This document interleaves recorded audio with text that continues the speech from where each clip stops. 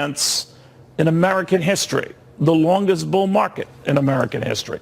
So much going on. Let's get right to it. I'm Neil Cavuto. This is Your World. Rick Leventhal with the latest on what we can expect in New York on the concessions and agreements and the deal that Michael Cohen has apparently made.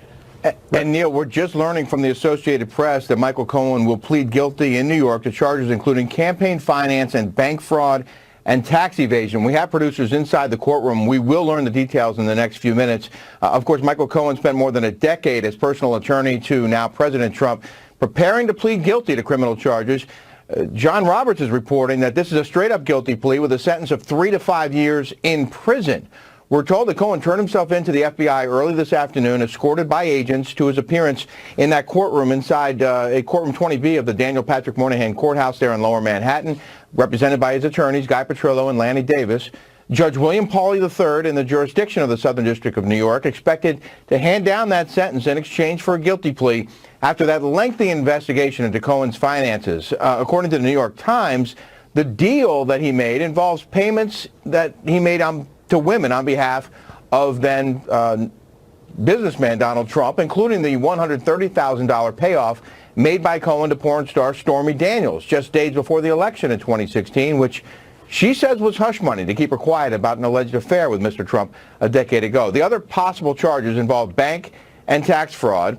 We reported yesterday about Cohen receiving more than $20 million in loans from two banks, using 32 New York City taxi medallions as collateral. And there were questions about whether those assets were misrepresented in the loans, and questions about how he reported income from the medallions that are required, of course, to operate a cab in the city. The medallions, very valuable at the time, not so much anymore, could have been generating $1 million a year in income or more. There may be tax questions, Neil, about how Michael Cohen reported that income. Again, the big question here is whether his guilty plea might involve any agreement of cooperation in the Mueller-Russia probe against the president, and it appears, at least for now, that it does not.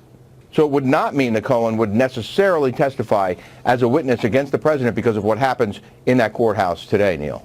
All right. Thank you very much, Rick Leventhal. Let's go to John Roberts at the White House, where the president's legal team, no doubt, watching all of this very, very closely. John, what do we know? They are watching it very, very closely. At the moment, the thinking is that there is nothing incriminating about the president in all of this.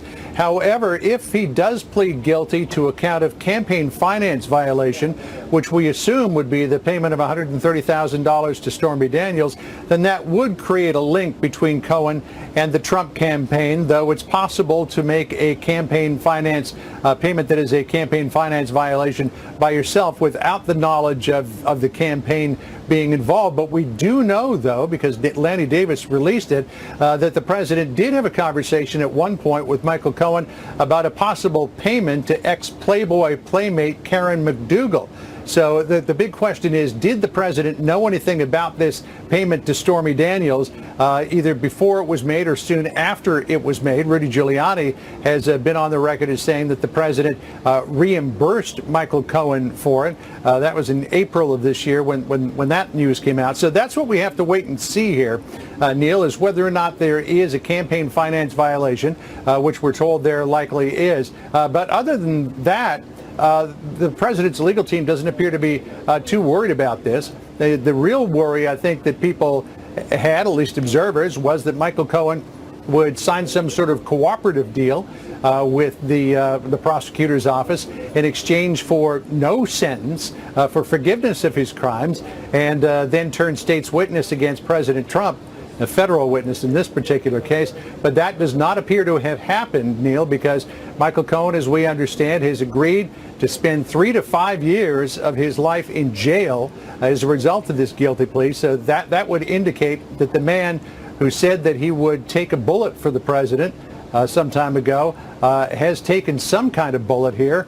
We're not exactly sure the caliber of it or where it came from, or who it was aimed at. But Michael Cohen, it looks like, will be going away. That court appearance should be getting underway right now, so we should know very soon what the details of all of this are. Neil? Indeed, to that point, John, we're told that Michael Cohen is in the courthouse right now. You mentioned the fact that he did not serve up the president. I'm just paraphrasing here, and I'm wondering if some sort of a pardon then could be in the works, or that's what certainly Cohen is hoping for. Remember, there was frustration on the part of the Trump team that Michael Cohen, his personal lawyer, was taping him, and the president was stunned by those developments and let down by that. Rudy Giuliani the same. But you just never know how far this goes and what the administration reaction would be as to if this guy has taken a bullet or whatever you want to call it, whether he would be pardonable. Well, you know, maybe anybody's pardonable. The president has the power to pardon anybody who he wants for any reason that he wants. Now, politically, if the president pardoned Michael Cohen and or Paul Manafort, it would look really bad. But look at President Clinton. He pardoned Mark Rich. And that really looked bad, although he did it as he was going out the door for the last time. But President Trump wants to spend the next 6 years here in the Oval Office at 1600 Pennsylvania Avenue. So a pardon of him, a pardon of Michael Cohen and or Paul Manafort by the president certainly politically would be bad. It's likely something that wouldn't happen prior to the midterm elections. I mean, anybody who looks at the political winds and how they're blowing would suggest that the president would not pardon Cohen before the elections, but maybe sometime after the election. As I said, he's the president. He's got the power to pardon. He can do whatever the heck he wants. Yeah, he can. All right, John, no doubt we'll be going back to you here just to keep you updated on what you're looking at here in Manhattan, Lower Manhattan, the federal courthouse, where Michael Cohen, the president's former personal lawyer, is ready to plead guilty to what we're told are a couple of campaign violations, possible financial fraud that could land him in prison anywhere from 3 to 5 years. James Trusty is with us, a former DOJ prosecutor and Fox News legal analyst, Mercedes Coleman. Mercedes, that issue will come up whether Mr. Cohen has decided to do this to get this out of the way and deal with it and maybe hope and pray for a pardon down the road. What do you think? That's a great point. I mean, certainly what our colleagues John and Rick said is exactly the point. Everyone's wondering if there's going to be any cooperation because, frankly, he can continue and have a discussion with Mueller later on and talk about what he knew. There are two issues that has already come forward. Whether President Trump knew of the June 9th meeting and what with the meeting was taking place, and the payment to Stormy Daniels. We've already heard back and forth as to whether the president knew about either of them. And of course, he has come forward and said, look, I think he did know. And so this back and forth, whether there's going to be some continuation of a discussion with Mueller, that's going to be left to be seen. But he is, without a doubt, looking at something down the road. No lawyer wants to stay, even if it's club fed, no lawyer wants to be in prison. 3 to 5 years is a significant amount of time. The only understanding that we have, James Trusty, the former DOJ prosecutor, is it's still better than what he could have faced. So this plea deal is something, odd as it looks, that's a better alternative. I mean, almost by definition, right? If it's a plea agreement, each side is giving up something. And so realistically, Mr. Cohen must have believed that he had greater exposure than 3 to 5 years. But we really have to look at this plea letter. I think it's going to be fascinating if and when we get a chance to look at it to see how it characterizes his involvement, what the statement of facts looks like. Is it really creating this ceiling and floor of 3 years and 5 years, which is fairly unusual? And also keep in mind that even if it's a non-cooperator plea letter, that doesn't rule out the possibility that he pulls that bullet back out of himself and cooperates before he ever gets sentenced. So we may not be seeing the full picture even when we see that plea letter from today. Would he be sentenced as soon as today? No, he won't be sentenced today. I mean, it's very rare. It happens, but it's very rare that a person pleads guilty and gets sentenced on the same day. But would he be deemed, I guess, a flight risk and that the judge would want to keep him right where he is? I mean, the judge has that option. Right. I would say, generally speaking, in a white-collar case, where a client walks into court voluntarily and is not trying to avoid or evade justice in any way, most likely they walk back out. There may be some conditions, there may be some restrictions, but it doesn't ring like the type of case where Cohen's going to be going out the marshal's exit instead of going back to his car. So it wouldn't be like a Paul Manafort situation, Mercedes, regardless of how this issue works out for him. It's the first wave of indictments he's facing on 18 different counts. But even if he were to survive them all, he has to wait and stew for the second wave that comes later on in the fall. Yeah, exactly right, Neil. So it's definitely in 2 stages. I mean, With Michael Cohen, we're done today, not certainly with sentencing, but done with respect to the plea. He's not going to face any additional charges, not that we know of. Right. And so it'll be done today. Sentencing will be at some point later on. Do we know, James, or what can we make of this? Because, again, they're going in there and sorting out what this deal is and what he agreed to plead guilty to. Of course, he was the fixer, the man, that is Michael Cohen, behind these payments to Stormy Daniels and Karen McDougal. Those were payments made on behalf of then candidate Donald Trump, right? Yeah, I mean, the issue there, and that's why we really want to look at the statement of facts that's Right. part of this plea agreement, is whether or not he's directly implicating the president for a campaign finance issue. You know, you can, unfortunately, in today's world, not every hush payment is necessarily anything criminal. It may be embarrassing, it may be a bad moment for politics, but it's really a question of whether that funding touched on the campaign funding that creates the possible liability for the president. So, again, not knowing whether he's cooperating, not knowing exactly what he's accepting his own guilt for, we're going to have to wait and see a little bit in terms of whether he is taking a bullet or is aiming a bullet at the president. Yeah, that's well put. All right, we'll wait to see that. That's what's going on right now in New York in that courthouse where we're told Michael Cohen has already arrived with his legal team, and we'll know momentarily. In the meantime, there is another note, another jury note in a separate issue, the Paul Manafort trial that's been going on for, this is the fourth jury day of deliberations here, and the jury a little bit confused on a number of matters here that they want a clarification from the judge. Peter Doocy is outside that courtroom in Alexandria, Virginia, with the latest. What do we know, Peter? Neil, I got an email from the special counsel's office that said that the jury has submitted another note. Do we know if it's a question or not yet? We don't. Just the prosecutors and the defense are heading back in.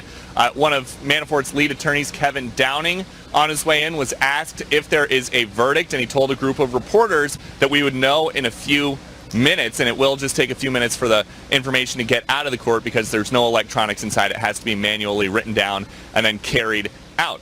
Earlier today, the judge told jurors who came to him and said that they were having a problem reaching consensus on some of the counts that if that continues to be the case, he will eventually ask them how many of the 18 counts they've reached unanimous verdicts on and how many they have not. We don't know if that's going to happen right now. Something else that the judge, though, told the jury earlier, he said, it is your duty as jurors to consult with one another and to deliberate with a view to reaching an agreement if you can do so without violence to your individual judgment. Now, before the jury came into the room this morning, the judge told the Mueller team and the Manafort team that he does have the ability to accept a partial verdict, but he has not yet given that as an option to the jury. And there are questions about how stuck they really are because somebody who saw the note told me this morning it was edited, and it didn't appear that the jury was just asking about a single count when the note was initially drafted, which means it's not clear if they've come to an agreement on all but a single charge or if they can't come to an agreement on even one single charge. All right. Every counter is. We don't. What do you make of the question, Kevin? It's a good point in this trial to have a question like that. The Manafort defense team has been saying that they think the longer that deliberations go, the better it is for their client, Paul Manafort. The judge instructed the jury to go back and review all of the evidence in this case. We don't know if they have decided that they've gone far enough, but again, we will know in the next couple minutes, Neil. All right, Peter, thank you. Back to James Trusty, the former DOJ prosecutor. James, what do you make of that in the Manafort situation? There are 18 counts that the jury is weighing. If they're confused on one, and let's say they can't, unanimously convict on that, it doesn't mitigate the other 17, or you can have a case where guilty on 12 counts, right? I mean, how does that go? Yeah, in the federal system, if you get convicted of any count, you're in trouble. And here, at least from reading the tea leaves associated with the prior note, it may be that they've reached a verdict on 17. If they hang on the 18th count or one of the 18 counts, that's just not going to make a big difference in the grand scheme of things. The acquittals or the convictions within those 17 counts are going to become the law of this case.